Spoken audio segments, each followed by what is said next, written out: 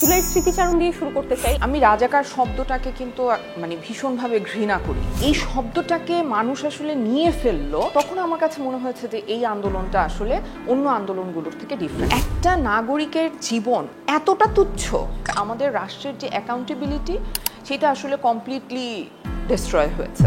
Life risk নিয়ে রাষ্ট্রের এগেনস্টে রাস্তায় প্রথম পাটা দিলাম আর কি। প্রত্যেকটা আর্টিস্ট ওই দিন কিন্তু আসলে কলিজাটা হাতে নিয়ে গেছে। একটা স্থাপনা ভাঙা হয়েছে, সেইটা নিয়ে দুঃখটা বেশি করা হচ্ছে। ওই পার্থক্যটা মেবি আমাদের ঘটনাটাকে সবার কাছে পৌঁছে দিয়েছে।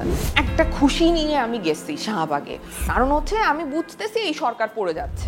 ওই দিন আসলে আমাদের সেনাবাহিনী যেই ভূমিকাটা আসলে দেখাচ্ছে, এটা কিন্তু আসলে সারা পৃথিবীর মানুষ স্মরণ করে রাখবে। জানতেছি আর আব্বুকে বলছে, আব্বু শেখ হাসিনা পালাইছে, আব্বু শেখ হাসিনা পালাইছে। ঈদেও আমি এত খুশি কখনো দেখি নাই। মানে মানুষ লাফাচ্ছে, দৌড়াচ্ছে। যেমন বাংলাদেশ চেয়েছিলাম তেমন বাংলাদেশ পাইনি। কেমন বাংলাদেশ চেয়েছিলেন? আমি চাই এই বাংলাদেশে যারাই নাগরিক তারা তার নিরাপত্তাটা বুঝে পাবে।